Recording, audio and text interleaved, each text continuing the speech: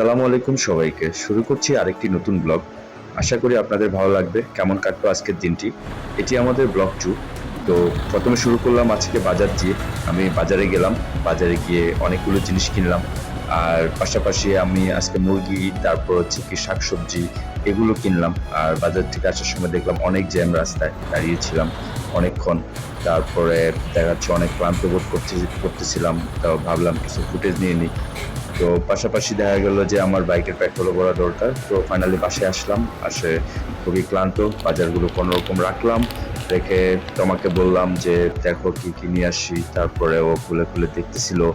আর বলতেছিল যে, "এটা আনো নাই, ওটা আনো নাই।" আসলে এত গরম বাইরে যে কোনটা ছেড়ে কোনটা কিনবো।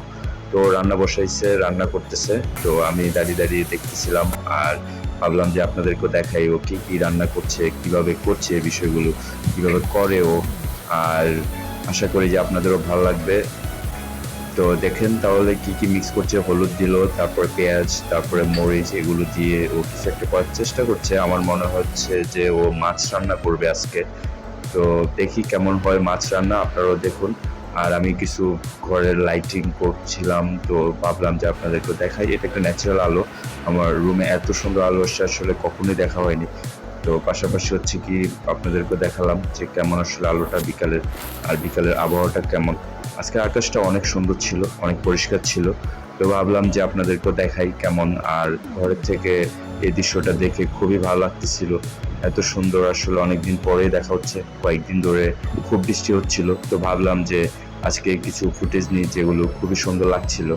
আর ভাবলাম যে একটা ব্লগও করে ফেলি যাতে আপনাদেরকেও দেখাতে পারি। আশা করি আপনাদের ভালো লাগছে। আর আমি রিকোয়েস্ট করব আপনাদের আমাদের এরকম আরও ব্লগ দেখার জন্য আপনারা আমাদেরকে সাবস্ক্রাইব করতে পারেন।